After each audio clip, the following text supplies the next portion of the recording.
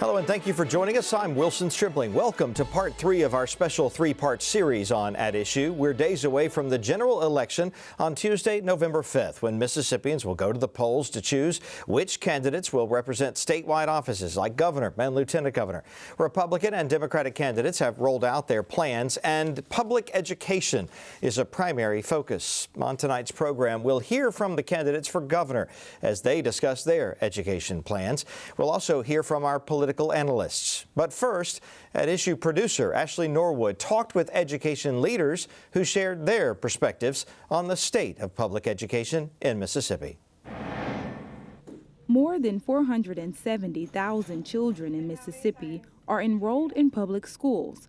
This is roughly 90% of all school-aged children in the state. The Mississippi Adequate Education Program is the law designed to establish funding levels for the 141 traditional school districts in the state so they can provide the necessary tools for all children to be successful, no matter where they live. The formula has been fully funded twice since its inception more than 20 years ago.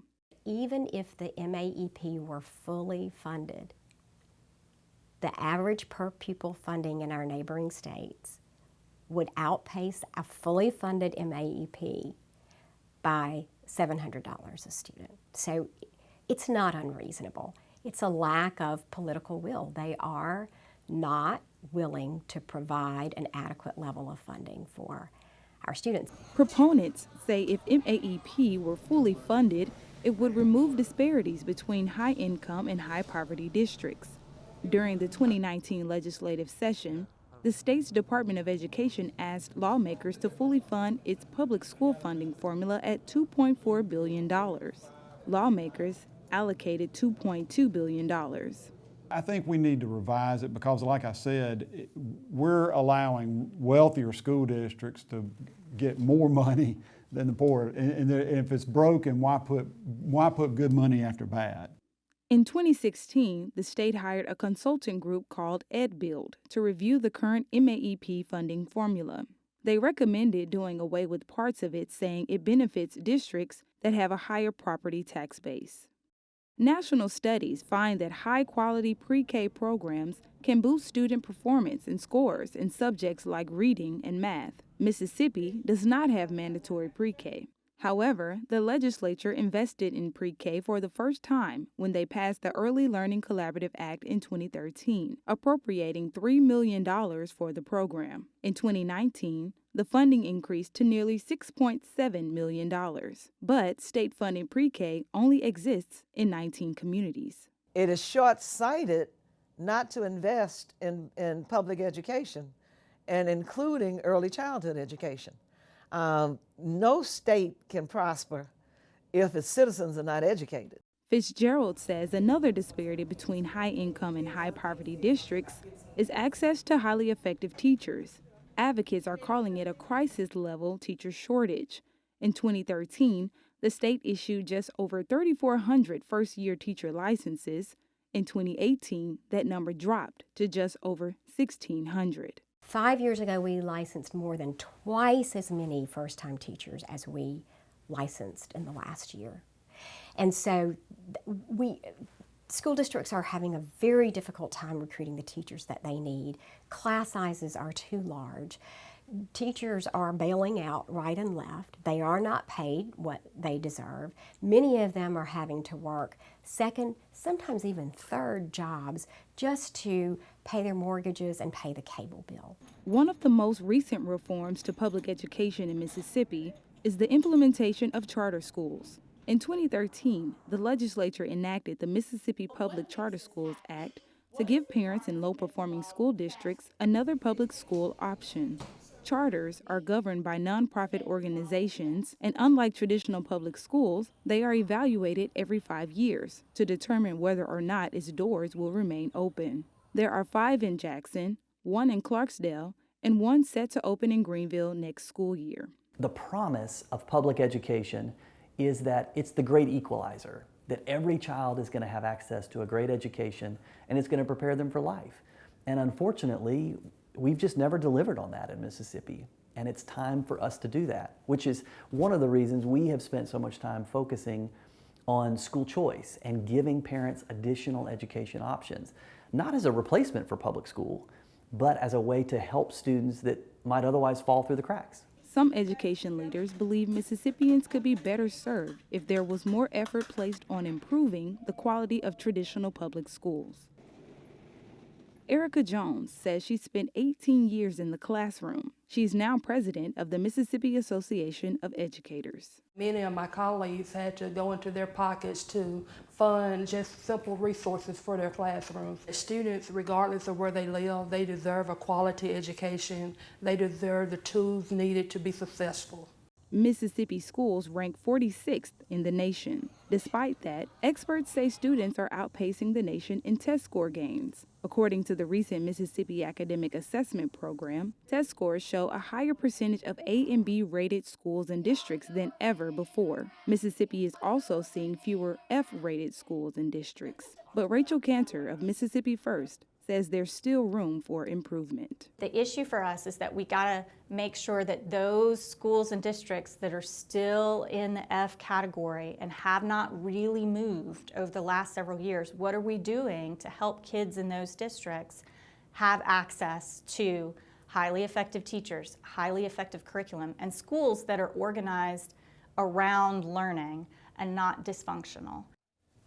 The Democratic candidate for governor is Attorney General Jim Hood. He's from Chickasaw County and has served as AG since 2004. He talks with MPB's Desiree Frazier about his plan for public education. There's about 4 things that we need to do on the education front, and first is early childhood education. All economic indicators show that if a state spends money on early childhood education, it's the best bang for a state's buck on economic development. It's an 18-year investment to start early. You know, that's one of the big things that I think we can do. We can do it in the first year. We should fully fund what's in place now. That's $33 million. I brought in more than that every year on drug cases where drug companies had overcharged us to do 4K, and then we would step that up over 3 years and have it available for every child. And you know, like 3/4 of those who go to 4K, they pass the ready for kindergarten test. Right now, only 36% of those in our state, those children that are 4, the entrance test for pre-K. So I say we do early childhood education. We've got to pay our teachers and get them up to the southeastern average. We have to fund our schools properly, and you know they've lost about $2 billion over the past decade or so of funding that they should have. And another thing I think that we need to do to help on education and job skills is to provide those, like in my 5 counties, if a kid wants to go to Itawamba Community College and they can't get a grant or scholarship otherwise, they can go tuition free. It's only $6 million for any young person that can't get a grant or scholarship otherwise to go tuition free. And you know, that's where they get exposed to technology, trade skills like welding and so many other technologies. And that's the way of the future in our state. It also helps with the cost of a 4-year college tuition. It would give them a 2-year break so they don't have to borrow as much, because so many of our kids are leaving our state. We've lost more than any state in the union the past 6 years to the brain drain. Kids leaving our state, they got debt. They can't come back to a 2-lane road town like I'm from, you know, unless their parents own a business or they have a professional degree. So that community college route does 2 things. It would help us on trade skills and on decreasing the cost of a 4-year degree. What do you think is holding Mississippi back at this point in terms of public education? Well, it's funding. You know, we just hadn't tried actually funding. We tried it twice. You know, we developed MAEP, the Mississippi Adequate Education Program, to keep us from a lawsuit, because other states were being sued back when this was developed in the late 90s, and they were losing those lawsuits. And this was an attempt to make sure that poor schools like where I went at Holcomb, Mississippi, a little small town just north of Houston where I live now, and that's where I graduated high school. But, you know, for those little small schools to be funded equally, no matter what the political power of whomever represented that area, be it in the Delta or other parts of our state, you know, every kid should be assured that there's an adequate funding system for them, no matter where they're from or where they live. And that's just been one of the impediments for our state is funding education. Another area we've created a major problem is by not raising teacher pay. We have 1,000 shortage of teachers, particularly up in the Delta. We hit this wall in the late 90s where we had a deficit, and we did some things, incentivized people to go into the teaching profession. But, I say what we should do, at least for right now, we should suspend the public employees retirement system requirement that prohibits a teacher from going back to work and still drawing their retirement. I say they should be able to draw their retirement until we can get some others graduated, and we should incentivize those who encourage them at a high school level to go into teaching and provide tuition forgiveness if they stay here 5 years and teach in our state. Then we can get our numbers back up and fill those gaps. But, it's not just money that is aggravating teachers right now. It's just a bunch of legislators, leadership, Tate Reeves and that crew, get down there and beat their chest on the Capitol steps about test scores going up in spite of the cuts that they have imposed and underfunded education. It's the teachers who did that. It's teachers that started 40 years ago. I remember in Tupelo they had a program to make sure every child by third grade could read. And that's why our test scores have gone up, because of hard work of many teachers. It's just that lack of respect. I think in the airport, I thank strangers that are in the military. I thank cops and law enforcement that I work with every day for their service. I tell them I appreciate their service. But teachers touch somebody or multiple people every day, and it'll last for 4 decades. I remember I was typing a paper recently, and I just remembered 45 years ago something that my typing teacher taught me, And we need to pay them and show them the appreciation that they deserve. Teacher pay, fully funding education. How are you going to pay for it? Well, the first thing we're going to have to do is try to stop the bleeding, stop all these tax giveaways that Tate Reeves has given out in exchange for campaign contributions. Are you talking about savings? In terms of revoking some of those tax cuts? I want to make sure that we look at see if there's a will in the legislature to offset some of those taxes. Some of them are phased in over 10 years. Maybe we stop it, the phase in. So do you see a tax increase at all to get where you want to go? I prefer that we not, because nobody wants a tax increase, And so I prefer that we not. I want to look at stop the bleeding first. That's what people expect us to do. Stop the waste. The legislature, they've given out $45 million worth of contracts on education groups that provides services to the Department of Education. The Department of Education has no say in it. It'll name the company. It's getting around our bidding laws. One of them was an outfit out of Memphis where we gave $3 million contract to put posters in the schools. And of course, they gave campaign contributions to those legislative leaders. So I say that we should go into all those contracts, see which ones that were entered into just for campaign contributions. Some may be legit, some may help us, but we've got to make sure we go in and do the savings first.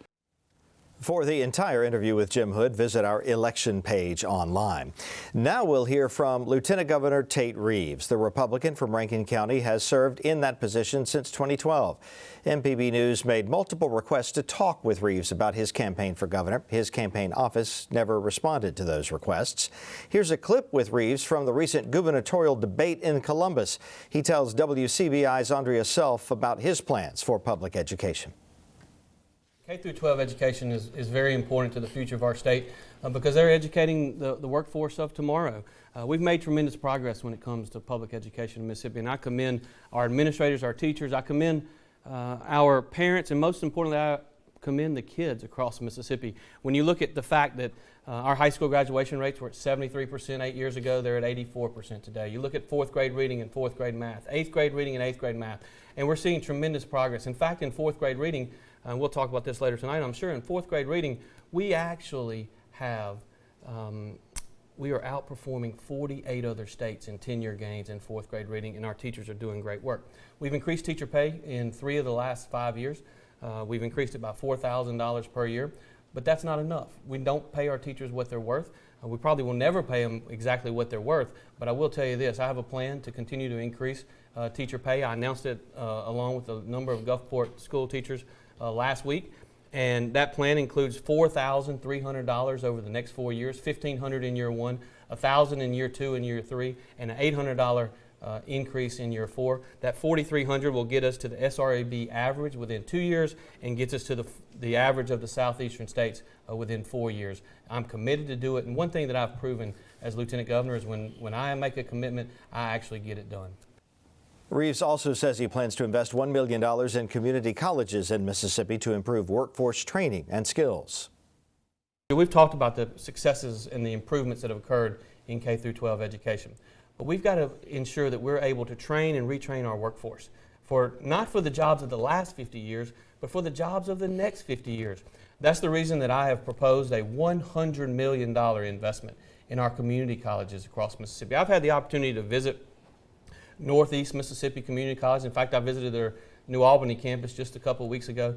Over the last 6 months, I've actually made 114 campaign stops in Northeast Mississippi. I've also stopped at Itawamba Community College, both their campus in Fulton as well as their campus in Tupelo. I've been to East Mississippi Community College, and I'll be back here later this week celebrating the opening of the community. $100 million capital investment improving the skills of our individuals, because in the long term, to improve economic development, we have to have a workforce that attracts business and industry into our state. So let's get straight to the point with views from both sides of the aisle. Brandon Jones is an attorney and former Democratic member of the House. Austin Barber is a national Republican strategist and founder of the Clearwater Group. Good to have you all back with us on At Issue, gentlemen. Good to be here. Let's start with education. At the top of the program, we heard from education leaders talking about teacher pay, raises funding, MAEP, things like that. I'd like to hear your thoughts individually on the two candidates' plans for education. Brandon, let's start with you. We saw some good national test scores this past week. That's an indication that our teachers and students continue to be a great investment. I think it's a question, just imagine what these folks could do if they had a fully funded MAEP behind them. We heard from both candidates. Jim Hood is in favor of fully funding MAEP. In his 8 years in the Senate, Tate Reeves has not been. We are still spending less than our southeastern neighbors on students, to a tune of about $1,000 less per student. And so we're not only behind in the teacher pay southeastern average, we're also behind in the amount we spend on our students. So I think that's a pretty clear contrast between these candidates. And of course, another one is vouchers. Tate Reeves has been willing to use public dollars to go to private schools in the form of vouchers, and we've heard Jim Hood say he's not. So those are two key distinctions as you look at the education policies of these two candidates. Awesome. Well, listen, you know, I respect Brandon, of course, and I just disagree with him on this. I'm just so happy that Republican leadership in the last 8 years, as Phil Bryant has been governor and Tate Reeves has been lieutenant governor and Philip Gunn has been Speaker of the House, and in supermajorities, maybe all 8 years, definitely 4 of those 8 years, have made education a priority. And they have, because Democrats have owned this issue with Republicans for a generation, at least as long as I have been alive, and I'm 44 years old. But that has changed under the leadership of these Republicans. And look, I'm going to go to my phone because I've got the Mississippi Business Journal pulled up right here, which talks about this new announcement where Mississippi ranked #1 in the nation for scores gained in reading and mathematics on the National Assessment of Education Progress, with 4th grade students and 8th grade students. 4th grade students in Mississippi made the largest score gains from 17 to 19 in the country. Now look, who deserves most of that credit? Teachers, students, parents, administrators. But I got to be honest with you, thanks to the leadership of the Republican leadership, thanks to, the leadership of Republicans in the legislature who passed the 3rd grade reading gate, which was a policy decision that Republicans said, we believe in this, and we don't think you should be able to just go from the 3rd to 4th grade unless you can meet these requirements as a student and you're prepared to go to the 4th grade. Those are the kinds of things that help put our administrators, our teachers, our students, and our parents in the position to excel. And thank the heavens they are kicking butt and taking names, and it's great to see this. But I do think that we have to give some applause to legislators who do make these policy decisions of what we should be doing on education and other fronts. I thought that test was notable because what we were first in is the most improvement. That's right. And it's you have to think about that for a minute. Who has to improve? The people who are the farthest behind. That's right. And so we don't want to spike the ball. We still have teacher shortage. We still have schools that are not fit to be places where kids go to learn. So we still have tremendous challenges across our education system. But the reading gate was a good thing because it put teachers who were focusing solely on literacy in the classrooms that needed it the most. And I think that's paid dividends not only in reading, but also you can do better on a math question if you can read it. And I think we saw that on these scores. And just 10 seconds, and I agree with Brandon. We shouldn't be spiking the ball. We should celebrate and we should move on because there's still a lot of improvements to make in education. There's no doubt about that. But I just want to make that point that we should applaud these folks who've done this, particularly the parents, the students, and the teachers. Let's move on to the election itself. It's coming up on Tuesday, and there have been several polls that have been made public in recent weeks. They all indicate a really tight race for governor, and with neither candidate getting a majority when you figure in the undecideds and that type of thing. All of that leading to more conversations about what happened 20 years ago and the possibility that it could be the House that decides this race if neither candidate gets both a majority of the popular vote and a majority of the House districts. Brendan, how likely do you think such a scenario is, and how do you feel about it? I think it's fairly likely. I mean, this is a vestige of Jim Crow, Mississippi. 1890 Constitutional Convention says that you must have not only a majority of the vote, but a majority of the House districts. Well, every time we draw those districts or a supermajority draws them, they get a little bit more skewed. And so that's a tough threshold to clear, especially for a Democratic candidate. I think there's a decent likelihood that Jim Hood gets the most votes on Tuesday. I think it's a lot less likely that he gets a majority of House districts. And so I think there's a chance you could see this thing decided in the House of Representatives. It'll be interesting. Yeah, as you said, we hadn't been there in a long time. I don't know that there would be much mystery tied to that process. But one thing to keep in mind, too, is for viewers at home, to calculate what happened in the House districts, it will take a couple weeks. So if we are that close, if it is within that margin, each county has to finish up their results and send them in and has to sort them by House district. So you could be waiting for a period of time to figure out who your next governor is. So, Austin, do you think if we did have that scenario where Jim Hood got more votes than Tate Reeves, but not a majority, would Tate Reeves concede? I want to hit another point first. Brandon made was talking about redistricting and how it's a skewed process. The last time we did redistricting was in 2011, 2012-ish. Yeah, just a majority then, not supermajority. That's yeah, a good point. well, no. My point was going to be the way the federal law read was the federal government had to approve whatever redistricting plan that we ultimately passed. Barack Obama was president when the last time that we did redistricting, and they ultimately approved the plan that was passed by our legislators. So I don't think that there was anything. Just to nitpick, it's a federal court that was in that position on the Voting Rights Act. Sure, yeah, federal Voting court. Rights Act That's is right. still. Yeah. Listen, I think that when we look at the politics of this race, I think it is a close race. It's obviously the closest race for governor that we've had since 2003 when Haley Barbour defeated incumbent Ronnie Musgrove. And that was a 3 or 4 or 5 point race. I don't remember. I should know that, but I don't remember that off the top of my head. I remember it was very close coming down to it. And this will be a close race as well. I ultimately think Tate Reeves is going to get above 50%. Tate Reeves has got a ton of momentum right now behind him. He's got some big events that are taking place with the president and the vice president that are coming to town.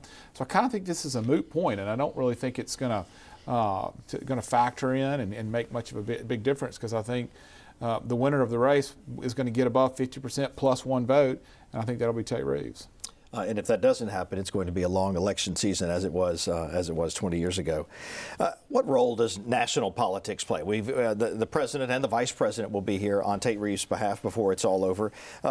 Do you think that their presence will win new voters for Tate Reeves who are not necessarily decided at this point? One of the things that Jim Hood has been super successful as he's been as he has run for Attorney General. This will be his 5th statewide time to run for office, and he's won obviously all 4 times, is he's been very successful of getting white rural voters who probably voted Republican for George H.W. Bush, for George W. Bush, for Mitt Romney, and of course who are emphatically supportive of Donald Trump. Jim Hood's got a lot of those people who live in the eastern part of the state, not just in northeast Mississippi, but take it on down to Lauderdale County and below.